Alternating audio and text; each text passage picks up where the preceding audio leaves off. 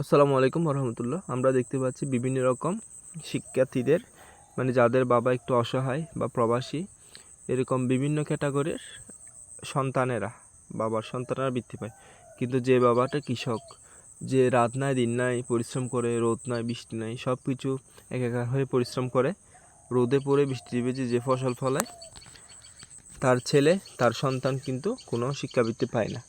একটু সে গরিবও হতে পারে, বর্তমানে অবশ্য গরিব চাষাবাদ যারা করে তাদের সন্তানদের জন্য স্পেশাল কোনো সুযোগ সুবিধা নেই। বাংলাদেশ সরকারের কাছে অনুরোধ করব তাদের সন্তানরাও যেন বৃত্তি পায়, শিক্ষা বৃত্তি পায়।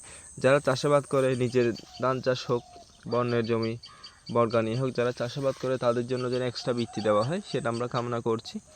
প্রবাসী সন্তান, প্রবাসীরা কিন্তু অনেক টাকা রেমিটেন্স যোদ্ধা তারা বলা যায়।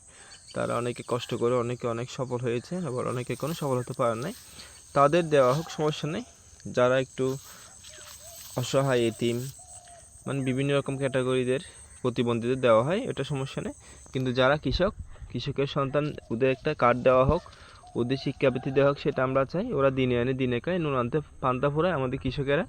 তাদের সন্তানরা যারা বৃত্তি পায়, সেটা আমরা আশা করি তাদের সন্তানরা যেন যে কোনো জায়গার কোটা না হোক, এক্সট্রা কিছু সুযোগ সুবিধা দেওয়া হোক, সেটা আমরা কামনা করি। ভালো রেজাল্ট করলে যেন শিক্ষাবৃত্তি দেওয়া হয়, তাছাড়া তাদের জন্য ফ্রি পড়ানোর ব্যবস্থা করে, সেটা কামনা করি। ধন্যবাদ। ভালো থাকবেন, সুস্থ থাকবেন। ভিডিওতে শেয়ার করে দেন যেন কৃষক বাঁচলে কৃষি বাঁচবে, কৃষি বাঁচলে দেশ বাঁচবে।